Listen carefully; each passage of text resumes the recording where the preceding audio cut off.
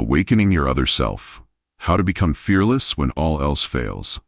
Ever felt like you're living at half your potential?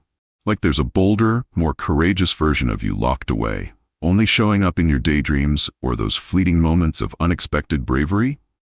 What if I told you that this isn't some fantasy, but a real, untapped power source within you, waiting for the right moment, or rather, the right understanding to be unleashed? Think about it. Those times when everything felt like it was crashing down, when you were backed against the wall, and somehow, against all odds, you found a strength you never knew you possessed. That wasn't luck. That was a glimpse of your other self, the fearless, faith-fueled core of your being breaking through. Today, we're not just talking about positive thinking or fleeting motivation. We're going on a journey to understand this duality within you, the constant tug-of-war between the voice of fear and the quiet power of faith. We're going to explore why fear often wins, and more importantly, how you can systematically awaken that unshakable other self that's been ready all along to take the reins. Are you tired of letting fear dictate your decisions, dim your ambitions, and keep you playing small? What if you could learn to not just face your fears, but to actually harness the energy of crisis to become the most powerful version of yourself? Stick with me, because in the next few minutes, you'll discover the key to unlocking a level of courage and resilience you never thought possible. This isn't about becoming someone else. It's about finally becoming fully you. Section 1. The Dual Battle Within. Think of your inner world as a battlefield. On one side, you have the relentless forces of fear, doubt, worry, the insidious what-ifs that creep into your mind and paralyze you before you even take a step. This fearful self is a master of disguise, whispering excuses that sound logical, painting worst-case scenarios that feel overwhelmingly real. It tells you to wait until you're ready, until the circumstances are perfect, until you have all the answers. But the truth is, that perfect moment rarely arrives. And waiting often just entrenches fear's position. On the other side of this internal battlefield stands your other self, fueled by an intrinsic faith, not necessarily religious faith, but a deep-seated belief in your own capabilities, in the possibility of a positive outcome, and in your inherent worthiness of success and fulfillment. This is the part of you that acts despite uncertainty, that builds even when the path ahead is unclear, that leads not through forceful command, but through the quiet conviction of purpose. Napoleon Hill, a pioneer in the study of success psychology, astutely observed this internal conflict, describing it as a constant war between the fear-driven self and this powerful, faith-fueled other self. The fearful self is reactive, always looking for reasons not to act. It's the voice that replays past failures and magnifies potential future pain. It thrives in the comfort zone, even if that zone is ultimately suffocating your growth. But your other self? It's proactive. It sees challenges not as roadblocks, but as opportunities for growth and demonstration of its inherent strength. It understands that true progress lies just beyond the edge of your comfort zone. It doesn't need external validation or a guarantee of success to take action. Its motivation comes from a deeper sense of purpose and a quiet confidence in its ability to navigate the unknown. Jordan Peterson, with his profound insights into human psychology, adds another layer to this understanding. He points out that fear isn't a defect, it's an inherent part of being alive, a biological response designed to protect us from genuine threats. However, the crucial distinction lies in recognizing when that fear is a legitimate warning and when it's a self-imposed prison. Courage, then, isn't the absence of fear, but the conscious decision to move forward despite that fear, with your eyes wide open to both the potential dangers and the potential rewards. Take a moment right now to reflect on this internal battle. Which side has been gaining more ground lately? Has the voice of fear been louder, more persuasive, or have you felt those stirrings of your other self, that inner nudge towards something more, something bolder? Understanding this dynamic is the first critical step in consciously shifting the balance of power within you. Section 2. Fear, the master manipulator.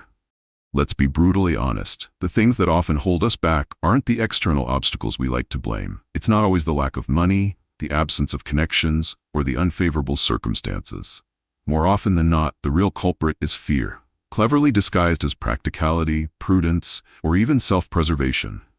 Fear is a master manipulator, weaving intricate webs of excuses that feel so convincing, so logical, that we barely even recognize them as the chains that bind us. Napoleon Hill, in his wisdom, described fear as a sly devil that whispers insidious suggestions in your ear. It doesn't roar its commands, it murmurs doubts that erode your confidence over time. It plants seeds of worry that blossom into full-blown anxiety, keeping you awake at night and hesitant during the day. It convinces you that now isn't the right time, that you need more experience, more knowledge, more something before you can even attempt to pursue your goals. Think about the dreams you've let gather dust on the shelf. What were the reasons you didn't pursue them? Was it truly a lack of resources, or was it the fear of failure? The fear of judgment, the fear of stepping outside your comfort zone and facing the unknown. Often, we're not hiding from actual physical danger. We're hiding from the potential discomfort of growth, the sting of criticism, or even the daunting weight of our own untapped potential. Consider the person who dreams of starting their own business but never takes the leap, citing a lack of capital or market uncertainty. While those factors might exist, often the underlying issue is the fear of financial loss, the fear of the hard work involved, or the fear of not being good enough. Similarly, someone who longs for a deeper connection in their relationships might avoid vulnerability, masked as being independent or not wanting to burden others, when the real driver is the fear of rejection or emotional pain. This is why it's so crucial to identify those fear whispers that have been holding you back. What are the recurring doubts that plague your thoughts? What are the excuses you consistently use to avoid taking action? Practical tip: take a moment right now to actually write down one specific fear whisper that you recognize in your own life. Be honest with yourself. Once you've identified it, take that piece of paper and, in a symbolic act of defiance, burn it, safely of course. Then, consciously replace that fear with a concrete action you can take, no matter how small, towards your goal. This simple exercise can begin to break the psychological grip of fear and start to awaken the proactive energy of your other self. Remember, fear thrives in inaction. Action is its kryptonite. Section 3, Crisis, the birthplace of power. It might seem counterintuitive, but some of the most significant awakenings of our other self occur not in times of comfort and ease, but in the crucible of crisis. When life throws us a curveball, when we're faced with unexpected challenges and forced to confront situations we never thought we could handle, something remarkable often happens. The fearful self, which thrives in predictability and control, can become overwhelmed. But in that very moment, the dormant power of our other self often rises to meet the occasion. Napoleon Hill powerfully stated, "Face the emergency," because it is often in those moments of intense pressure and uncertainty that our true strength and resilience are forged. Think about it. Have you ever been through a period of intense difficulty, a personal or professional crisis, that ultimately revealed a hidden capacity within you? Perhaps it was navigating a job loss, overcoming a health scare, or weathering a significant financial setback. In those times, you likely had to tap into reserves of courage, resourcefulness, and determination you didn't even know you possessed. That was your other self stepping forward, not because it was comfortable, but because it was necessary for survival and progress. Hill himself experienced this firsthand. In 1923, flat broke in West Virginia, he faced a daunting emergency. Instead of succumbing to despair, he chose to bet it all on his unwavering faith in his ability to succeed. This crisis became a pivotal moment, forcing him to embody the very principles he would later teach to millions. Similarly, consider the life of Abraham Lincoln, a figure who faced repeated political and personal defeats, each one a potential crisis that could have led him to give up. Yet he persevered, his resolve seemingly strengthened by each setback, ultimately leading a nation through its greatest turmoil. Jordan Peterson offers a compelling parallel. The mystery isn't why you feel anxious, it's how you survive without it crushing you. The key is to act anyway. Crisis often triggers intense anxiety and fear, but it also strips away the illusions of safety and forces us to confront reality head-on. It demands that we move beyond our comfort zones, that we make difficult decisions, and that we take action despite the overwhelming feelings of uncertainty. In doing so, we discover a profound truth. We are far more capable than we ever believed ourselves to be. Think about a time in your own life when you faced a major crisis. What did you learn about yourself? What strengths did you uncover? Often, these moments of extreme pressure act as spiritual wake-up calls, shattering our complacency and forcing us to confront our limitations and then to transcend them. They reveal the inherent power of our other self, waiting for the opportunity to prove its mettle. Have you ever faced a crisis that, in retrospect, turned out to be a significant turning point in your life? Share your story in the comments below. Your experience might be the inspiration someone else needs right now. Section 4. The 5 Steps to Awaken Your Other Self. Now that we understand the internal battle and the surprising power of crisis, let's get practical. How do you consciously cultivate and awaken this fearless, faith-fueled other self in your daily life, not just when the walls are closing in? Here are 5 actionable steps you can start implementing today. Step 1. Face the emergency. The first step is to stop numbing, avoiding, or blaming when faced with challenges, big or small. Your other self thrives on engagement, not escapism. Every trial, every setback, every moment of discomfort is not a death sentence for your ambitions. It's a forging fire that can strengthen your resolve and reveal your hidden capabilities. Instead of shrinking away from difficulties, consciously choose to face them head-on. This doesn't mean recklessly charging into danger, but rather acknowledging the challenge, assessing it realistically, and deciding to engage with it actively. Even seemingly minor issues at work, in your relationships, or with your personal goals can be treated as opportunities to practice this engagement. By consistently facing these smaller emergencies, you build the mental and emotional muscle to tackle larger crises with greater confidence and effectiveness. Remember, avoidance only allows fear to fester and grow stronger. Step 2. Choose faith over fear. Doubt is a silent thief, stealing your potential one worry at a time. Faith, in this context, isn't about blind optimism or ignoring reality. It's about a conscious choice to believe in your ability to navigate challenges, to learn from setbacks, and to ultimately move towards your desired outcome. It's a fundamental trust in yourself and in the process. Faith isn't a passive wish. It's an active force that fuels your actions. It says, I don't need absolute proof to move forward. I just need a clear purpose and the willingness to take the next step. When fear whispers its doubts, actively counter it with affirmations of your capabilities and your commitment to your goals. This is a mental discipline that requires conscious effort, especially in the beginning. But with practice, you can train your mind to default to a position of faith rather than fear. Step 3. Define your purpose. What are you truly willing to struggle for? Comfort and ease rarely awaken greatness.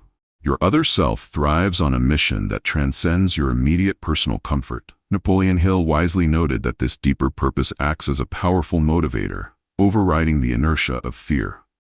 When you are connected to a cause that is bigger than yourself, when you have a clear understanding of what truly matters to you, the fear of failure becomes less significant than the desire to achieve that purpose. Take the time to deeply reflect on your values, your passions, and the impact you want to make in the world. This doesn't have to be a grand, world-changing mission. It can be as simple as wanting to be a better parent, build a thriving business that serves others, or create art that inspires.